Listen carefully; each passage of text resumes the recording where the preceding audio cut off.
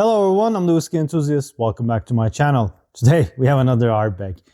As they release them, and our market is very powerful in the sense that Ardbeg and, well, LVMH, Louis Vuitton, Moet Hennessy, so Ardbeg, Glenmorangie are, big in this market. So we have these, they come a bit late, but they do come. So, it gives us chance to try these. And I know a lot of you do love Ardbegs, even though, most of us do get tired of their gimmicks. We do like them in general. I mean, core range, absolute perfection. Like last year's Bizarre was amazing.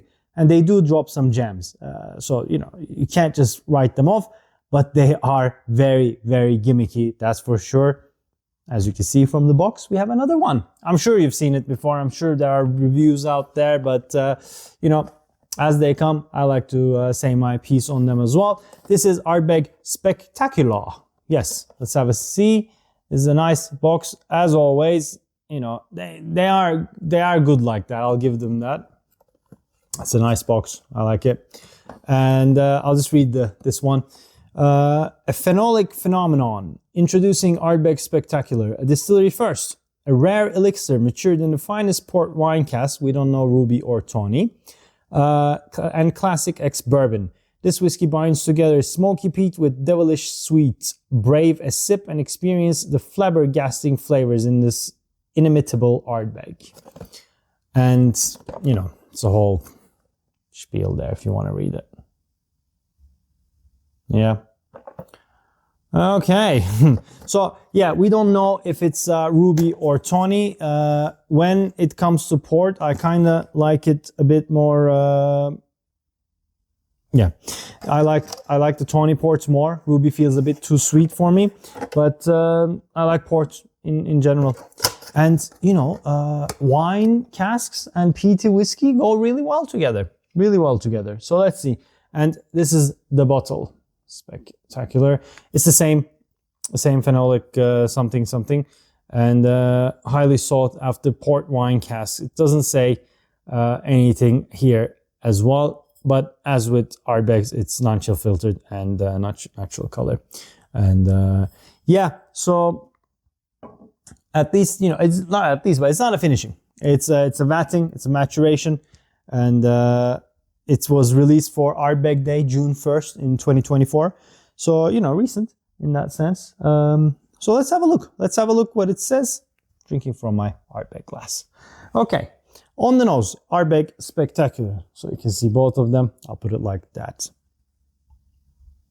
Okay, it's an Ardbeg for sure. You get that nice Ardbeg peat, sea spray. I always get lemon on barbecue, charred lemon, because we clean the barbecues with lemon before we put anything. Or sometimes I put broccoli on the grill and it's charred, and I squeeze some lemon over it, which I get. It's something I always get with Ardbegs. You know how they say they get artichoke in the back box, back of the box or the back of the bottle. Ardbeg says there's an artichoke note.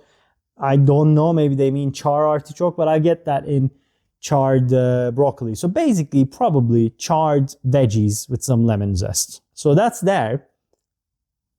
I'm trying to search for the port. I think I find it, but it's very light. Comes on the back end. I would say this is ruby. Tawny port, gives me this salty flavor, which combined with Ardbeg saltiness, it should really elevate it. Whereas this one feels a gentle touch of sweetness.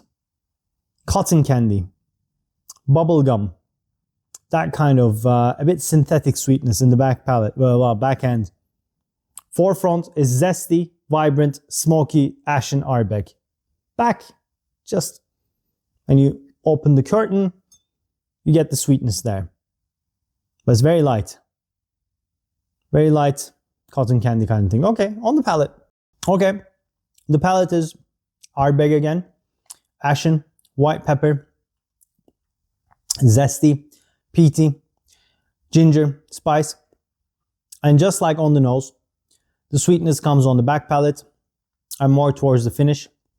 Again, very consistent, not hefty sweetness, not like meaty, not like you get in the Ugadal or even in the Kori Reckon as well, or Anu. It's light sweetness, very cotton candy. I keep going back to that because cotton candy sweetness it's fading, it's fleeting, isn't it? You get the initial hit of sweet and it just disappears, and it's light as well. It kind of gives me that impression. Bit of a eucalyptus note now, the sweetness and the Ardbegs ash. A bit lavender, bit minty, bit eucalyptus, bit of a cough syrup situation going on. Now on the nose, get more acclimated to the sweetness because of the palate. Becomes a bit more sour. Maybe sour cherry jam, but not thick. All of these are fleeting sweetness. Do not expect a robust, I mean, look at the color. It can't be that old, and I don't think they kept it in the cask that much. I mean, compare it with an Ugadal color, and you'll see. So don't expect a super sweet, very jammy whiskey. This is more bourbon Ardbeg. Even though they're vatting, they're maturing in the port. It must be young. But, you know, it's if you like Ardbeg, it is Ardbeg. So a very zesty, peppers, gingers, charred lemon, green notes, a little bit of barley, and then open that curtain in the back end.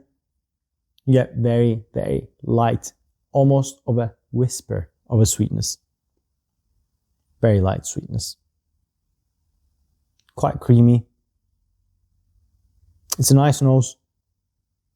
No bitey whatsoever. It's nice. Okay, on the palate, second time round. Second time round, sweetness is a bit more apparent, but still on the back end. On the front, it's those classic Ardbeg notes. Zesty, ashen, dry, ginger, white pepper, sea spray, and peat. On the back, just on the sides of the mouth, leaves you with a nice sweet note, and the finishes nice. Sweetness is more apparent on the finish. It is like chewing a bubble gum when it's kind of dead. You know, you chew these old school bubble gums though, you know, big bubble or something. I'll put a photo of it, like those like, I don't know, medley of flavors. It's not a minty bubble gum. It's like proper old school bubble gum. And when you've been chewing it for half an hour and the flavor is nearly gone, it kind of feels like that. It still touches the sides of the, you know, on you know, in your mouth and a little bit on the throat, but it's about to go. But that's all it delivers.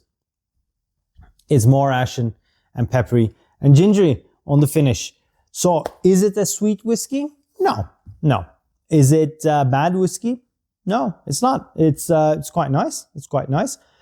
Is it anywhere near Bizarrebecue? Hell no. Bizarrebecue was amazing. One of the best Ardbegs, I think, of the ones you can reach. So, again, where are we with this?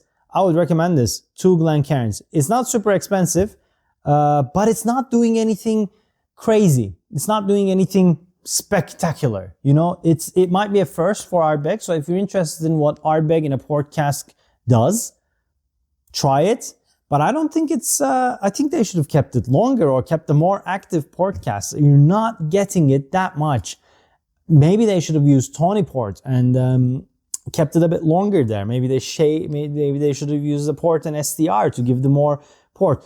It's more Ardbeg than port. And that's it. You know, it's good, but I don't think it's spectacular, or I don't think it's worth, you know, searching for, unless you're a collector, unless you're so excited to try an Ardbeg with port. I was excited to try this. I had good things about it, so you know, I'm happy I did, but I will not be getting this again. I got another Bizarrebecue because I really like it.